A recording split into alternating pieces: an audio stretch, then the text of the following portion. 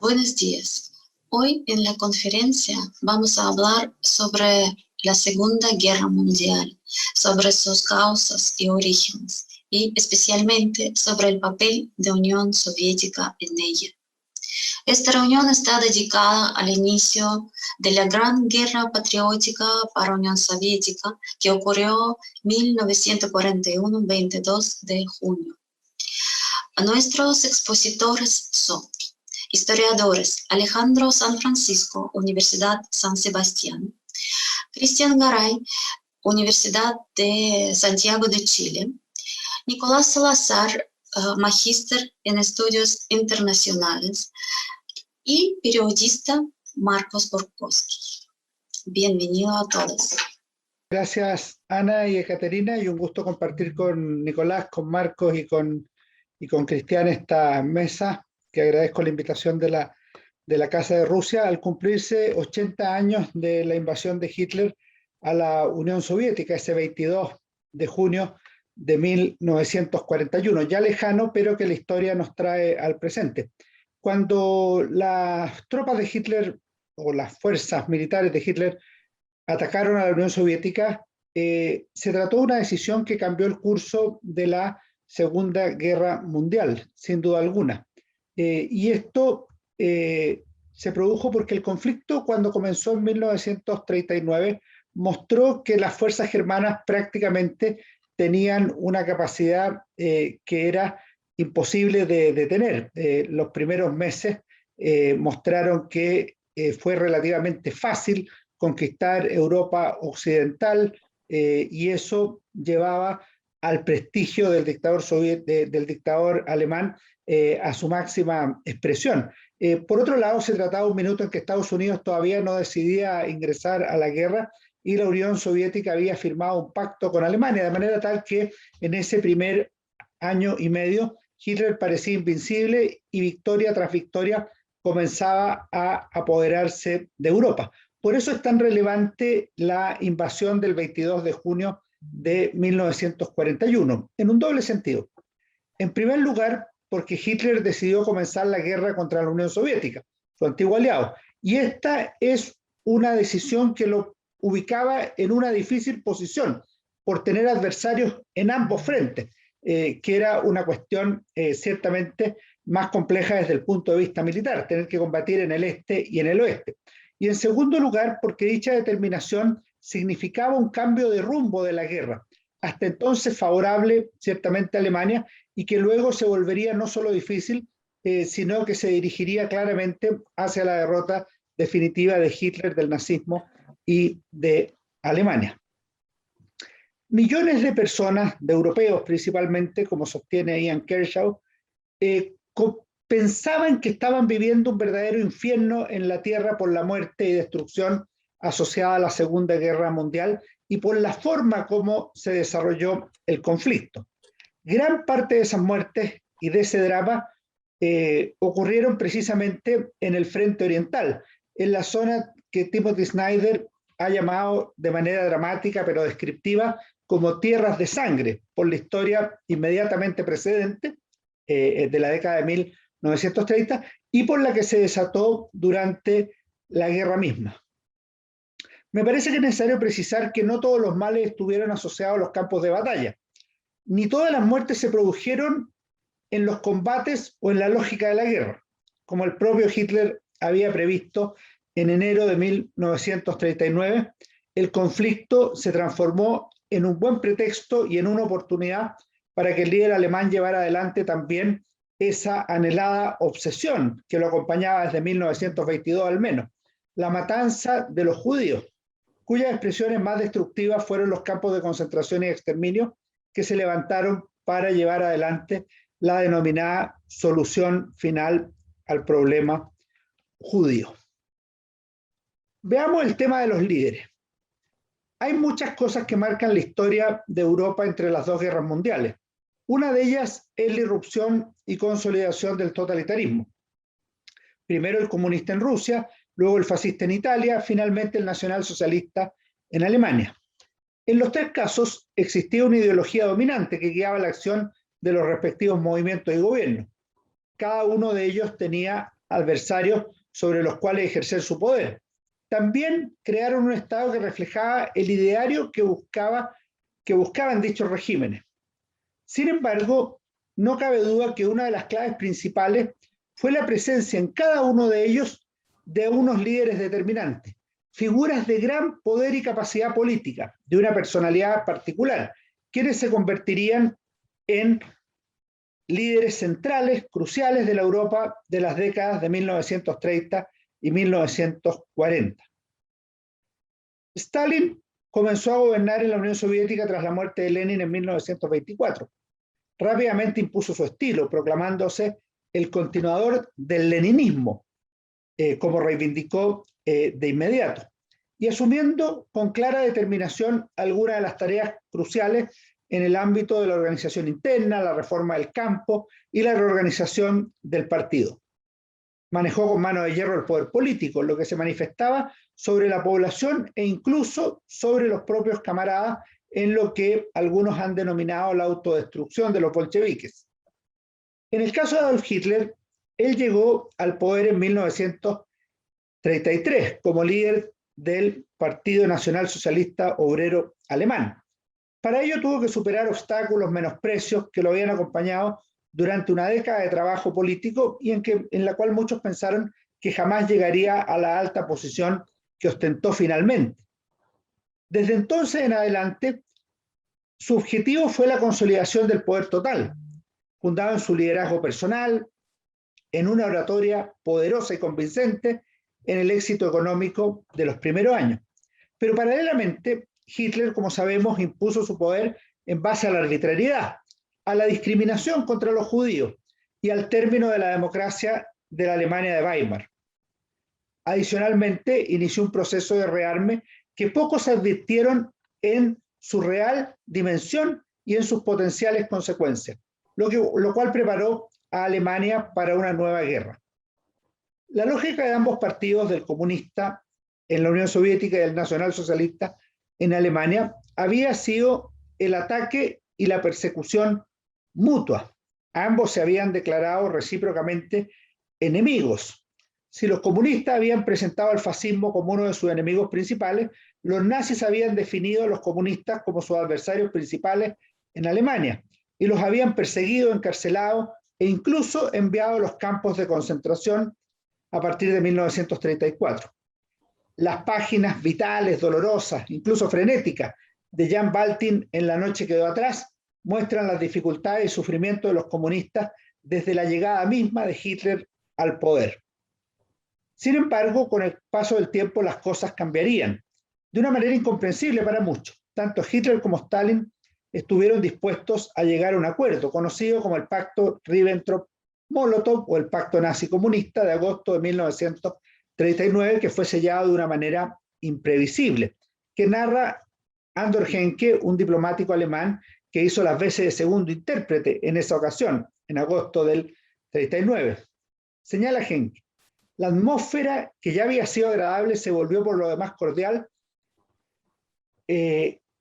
cuando los anfitriones Stalin y Molotov, que habían sido muy amables, llegaron a la siguiente situación.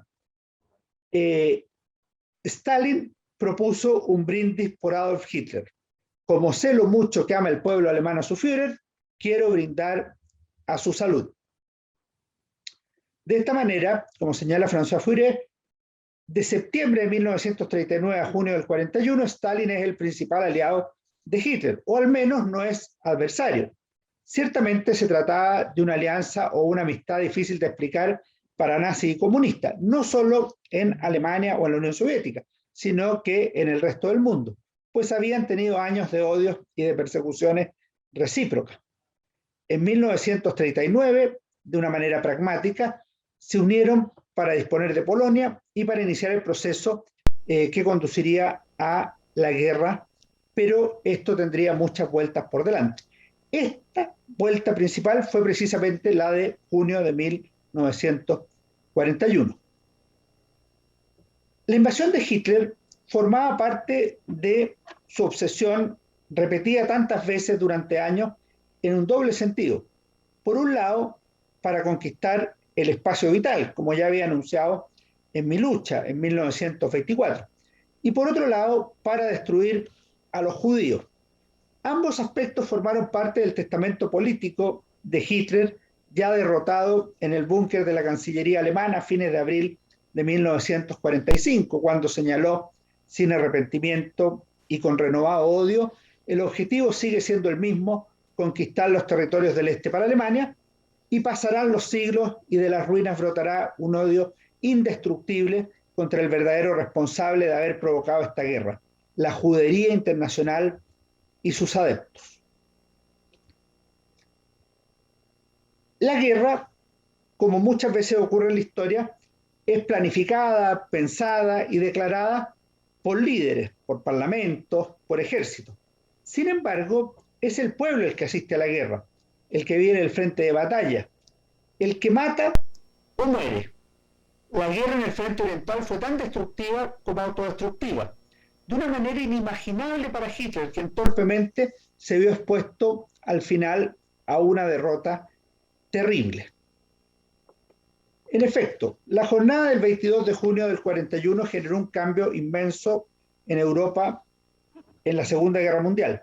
Fue el inicio de una catástrofe indescriptible, dice Snyder. En la práctica murieron decenas de millones de soldados y un número parecido de civiles que fallecieron producto de los bombardeos, de las enfermedades e incluso del hambre. Fue un suicidio colectivo, afirma el historiador. Como sabemos, el problema no se redujo simplemente a los combates y a las muertes en los campos de batalla, sino que se manifestó también en las escenas trágicas de los millones de judíos asesinados por el régimen nazi. Todo esto hizo que el costo humano de la guerra fuera extraordinario e inimaginable, y que en la práctica lo pagara la gente común y corriente, que era conducida hacia la muerte en busca del predominio, en el caso de Alemania, del espacio vital, en el caso de la obsesión de Hitler, o en la defensa de su territorio tras un ataque brutal como era el caso de los soviéticos. Para la Unión Soviética, efectivamente, la invasión significó el comienzo de la Gran Guerra Patriótica. En unas páginas notables de su texto, El pueblo es inmortal, Vasily Grossman, que no solo es un destacado escritor, sino que además es corresponsal de guerra, se refiere a las primeras reacciones tras el ataque alemán que llegaba de Occidente. ¿Qué dice Vasily Grossman? Y decenas de millones de hombres se alzaban para hacerles frente a quienes venían de Occidente. El pueblo organizaba su defensa. Decenas de millones de brazos fieles cavaban zanjas antitanque, trincheras, refugios y pozos. Los susurrantes bosques y arboledas inclinaban dócilmente sus troncos, obstaculizando las carreteras y los soñolientos caminos vecinales, las alambradas, y envolvían los territorios de las fábricas y las empresas. Las barras de hierro se transformaban en erizos antitanque, cerrando las plazas y calles de nuestras pequeñas y queridas ciudades llenas de verdor. Como sabemos, rápidamente se produjo un repechaje ruso y numerosos pueblos fueron arrasados. Eso hasta que existió la posibilidad y la decisión de pasar a la ofensiva, para lo cual la defensa de Stalingrado desempeñó un papel central, nuevamente marcado por las contradictorias lecciones de muerte y heroísmo, decisión extrema hasta alcanzar la victoria, convicción de que seguir retrocediendo podía tener consecuencias desastrosas. Lo resumió muy bien el poeta chileno Pablo Neruda en 5 breves versos de uno de sus poemas a Stalingrado. Stalingrado enseñó al mundo la suprema lección de la vida: nacer, nacer, nacer, y nacía muriendo. A la larga, como sabemos, Alemania debería reconocer su derrota en el frente oriental, lo que en la práctica la llevó a iniciar su repliegue y a comenzar a divisar de lejos una inminente derrota. Por lo mismo, no fue casualidad que los campos de concentración y de exterminio fueran descubiertos por las tropas del Ejército Rojo, como también fuera este el primero en llegar a Berlín. Muchas de esas cosas aparecen narradas en el Libro Negro de Ilya Ehrenburg y el propio Vasily Grossman. Quiero decir finalmente algunas reflexiones finales en los tres niveles, en la guerra, los líderes y los pueblos.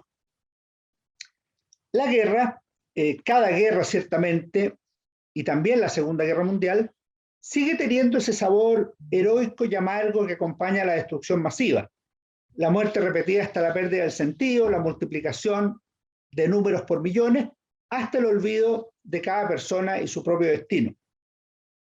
Novelas precisamente como Vida y Destino de Vasily Grossman o La Hora 25 de Virgile Georgiou contienen una profunda humanidad que roza la guerra, pero en realidad se trata de cada ser humano, con sus grandezas y miserias que se acrecientan en los momentos más dramáticos de la existencia. No es lo mismo pensar en una bala y en la muerte que sufrir por la vida, por la salvación, por el destino terreno eterno, por las posibilidades de la libertad o simplemente la elección del camino equivocado.